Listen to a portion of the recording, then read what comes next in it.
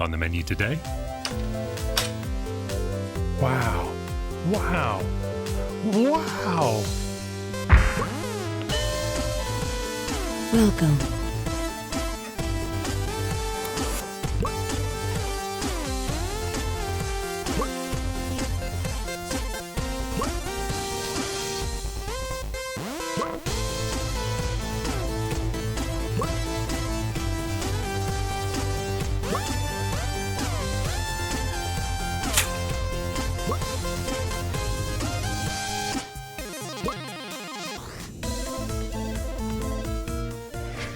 Wow, they're better writers than me. Well, we'll go back to them in a moment. But first, here's a little bonus unboxing I shared with supporters a few weeks ago as a retro recipe appetizer for an upcoming very special episode, Recipode. This is from Poland. and Valiv Roman. I wonder if he is Roman or Polish. Da-da-da-da-da. A Picage striptease. Wow, this is interestingly packed. Picaged. Oh, he's gonna read the paper. Oh, okay. Right. This is, so the gentleman that sent this actually repaired a Russian Spectrum, ZX Spectrum clone in a really fantastic episode actually of his channel, which I'll put a link in the description. Whoa. This is, as I said, a ZX Spectrum clone. Is that a Russian Sorry, phone? Puppy Fractic. It is, yeah.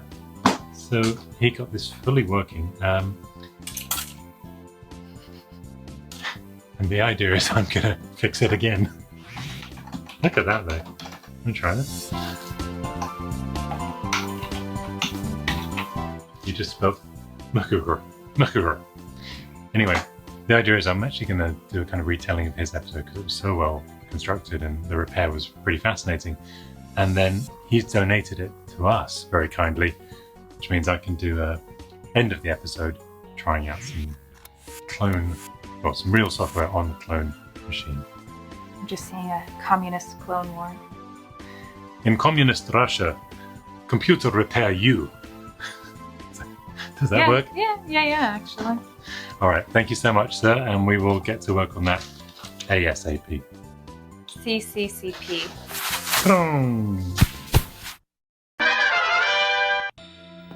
Well, I promise you no lady factories were harmed in the making of that clip.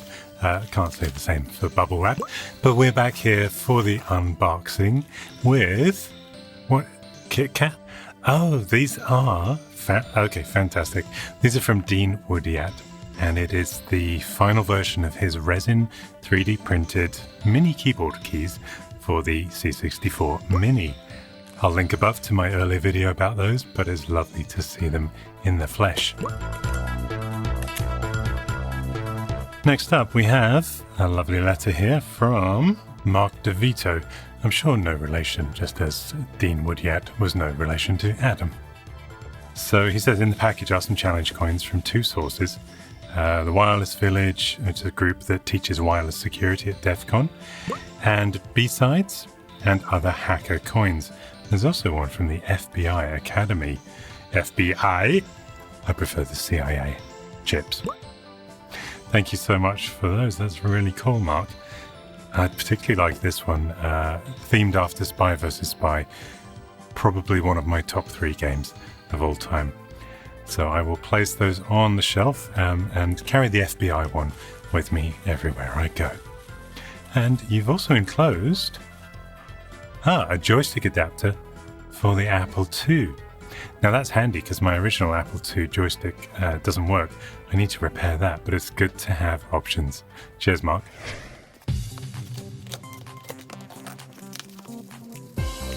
Ooh. I know what these are. This is from Martin Valentine, and he's enclosed his keyboard overlays that he's created for several popular games. He designed these during lockdown, and he said he's always loved the ones Microprose produced back in the day. but he finds that so many other games can benefit from having them too, so he created them. That's going to come in really handy. Literally.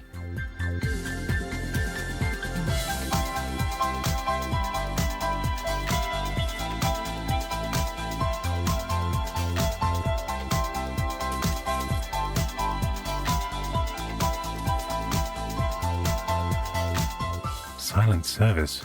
I wonder if my FBI coin works there. Puppy Fractic, you've been framed.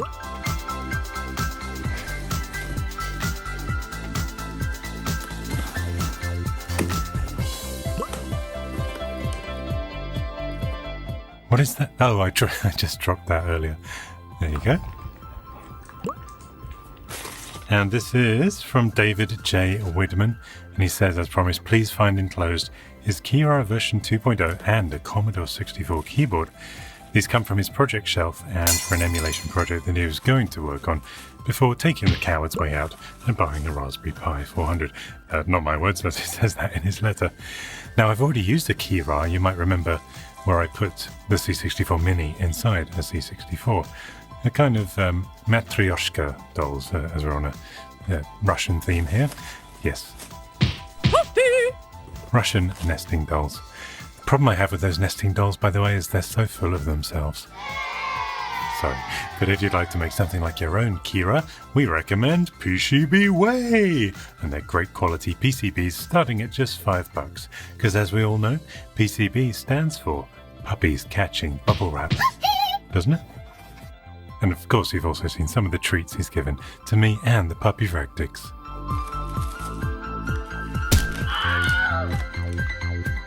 Lovely.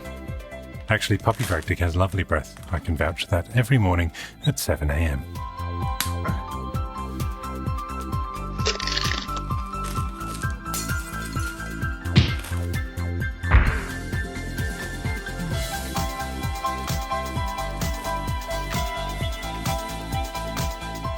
And a rather yellowed keyboard there. Tell you what, let's pop that outside for a little quick bit of light brighting. So here's how it looked when I put it outside, and through the magic of time passing and video editing, 5 days later, at just 8 hours a day in the sun, well, it speaks for itself, doesn't it? Now I know that light brighting isn't everybody's cup of tea, so I'm not recommending you should or shouldn't do this. It's just a method that I love, and so I'm showing you on my channel because these are my results. And I've used it a lot over the last 2 or 3 years and just never had a problem. Nothing broke, nothing stopped working, and best of all, the yellowings never come back. But that's just me, and the beauty of being in the retro community means by its very definition that we're all old enough to make our own decisions and live and let live in retro harmony.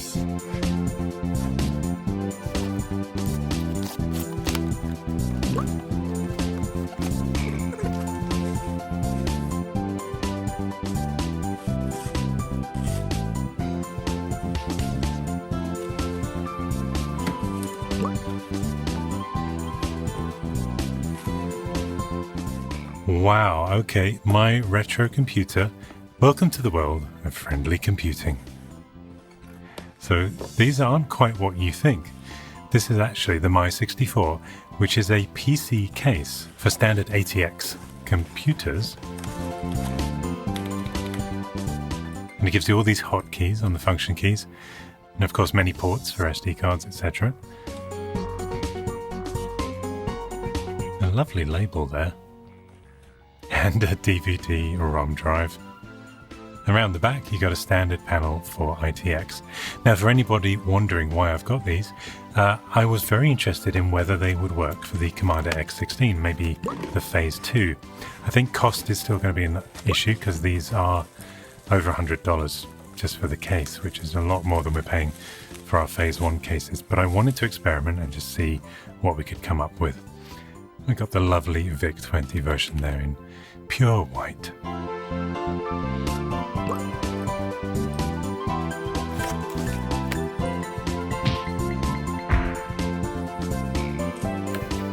Oh my gosh. And now, the Motherload. This is from Matt. And Matt says this haul is the result of three main things. Over-ambition, all been there. A slight eBay addiction, all been there. And a love of 80s computers and gaming, all been there. So he's enclosed all this lovely stuff, and his wife thanks us for helping clear out some of the space, and their pup Pickles thanks Puppy Fractic for paving the way for retro puppy sidekicks everywhere. She said it better than I could. So let's see what we've got in here, and immediately the force is with us.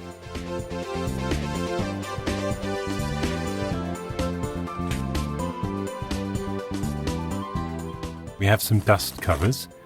These look handmade, and I guess I'll have fun finding out which computers they're for. And some original cartridges for the Atari 800. Strange, I don't have an Atari 800. Ah, wow.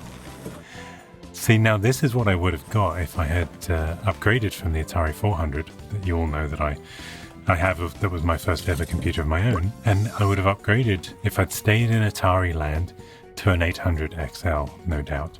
Now this one is in great condition, unlike the one that Pete refurbished on that famous episode of ours.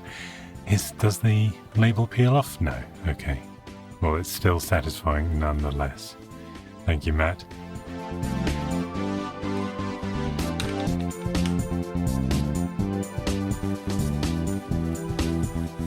And a Commodore C64C in amazing condition. Wow.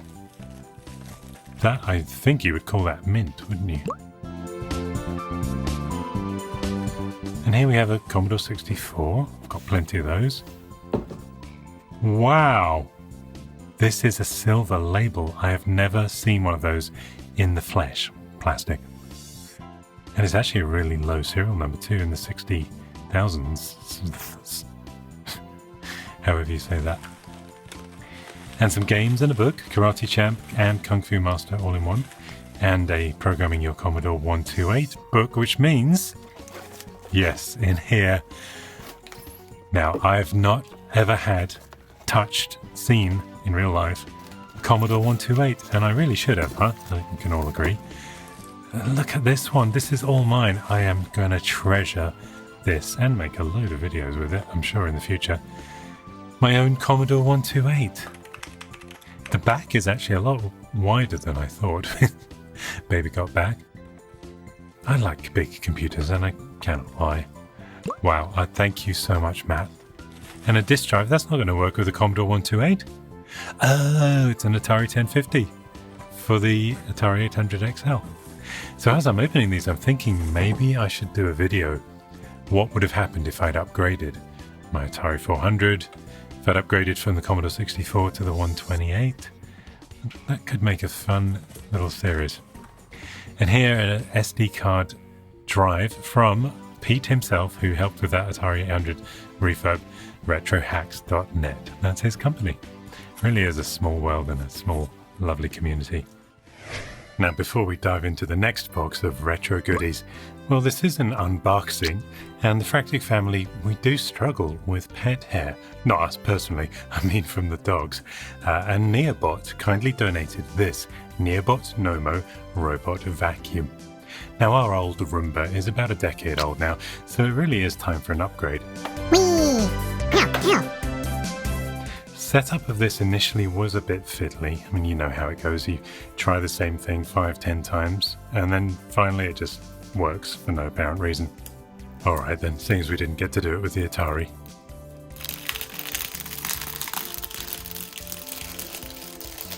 But once the app was connected, we were seriously impressed, and we still are a couple of months later. It maps out your entire home, you see, using LiDAR, which, if you think about it, is more powerful than a Tesla. Then you can name each room and send it off on missions to tidy, for example, the retro studio. And Lady Fractic loves the satisfying whoomp sound that it makes when it empties the dog hair into the bag chamber.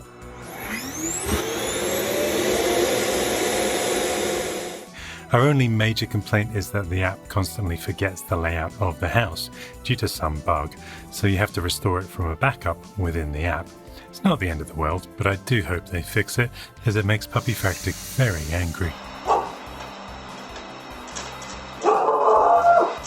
But it even has Google Home and Alexa support, so it automatically vacuums whenever we tell Google we're leaving home. So yeah, thanks Neabot, highly recommended. This vacuum doesn't suck, except for when it does. And another box of lovely goodies. Bard's Tale, Times of Law,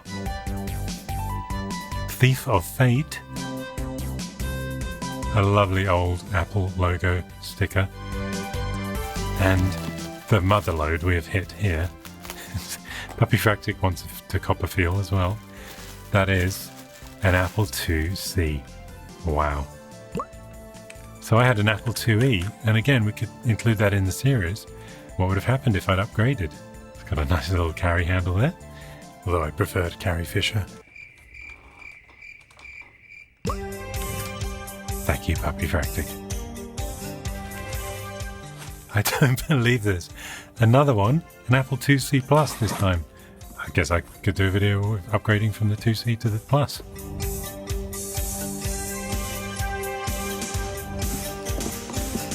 And yet another goodie, a Commodore 1541. I don't have a working 1541 in this style. I have one for the VIC-20 that actually needs a repair. And look at this. Beautiful. Thank you, Matt. I think we're all going to grow tired of me saying thank you, Matt. But in here we have to say thank you, Matt, for a disk drive. This must go with the Macintosh and the 2C. A 3.5-inch disk drive for the Apples. And a 3.5-inch disk drive for the Apples. And a 5.25-inch disk drive for the Apples. This is the one that goes with the 2C. It's called the Disk 2C. And I hope that you see what I mean. And another 3.5-inch disk drive for the Apples. And as if you couldn't have enough fruit products, this is a pair of Apple IIgs motherboards.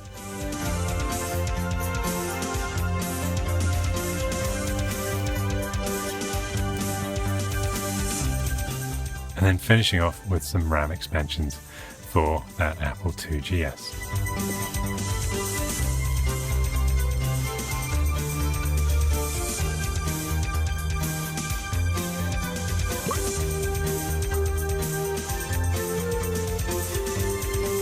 What is...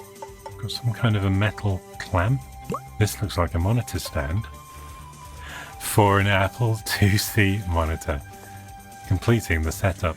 I was wondering in the back of my head how I'd plug that in.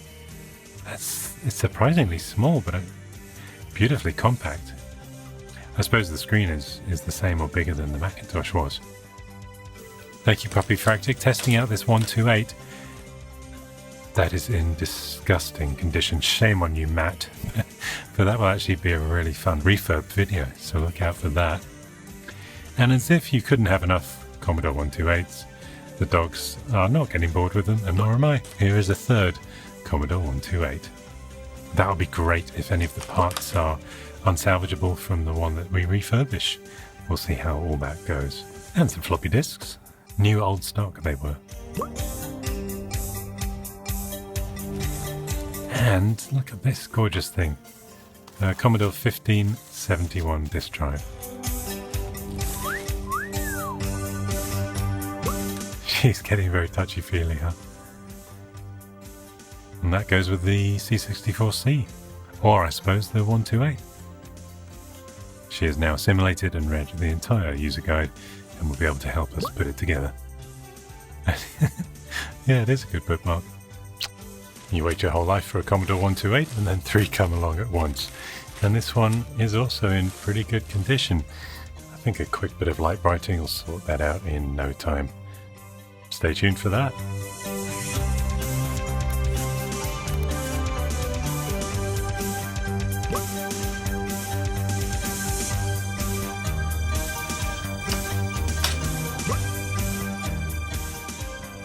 As before, thank you, Matt, and thank you everybody so much that contributed something to this unboxing.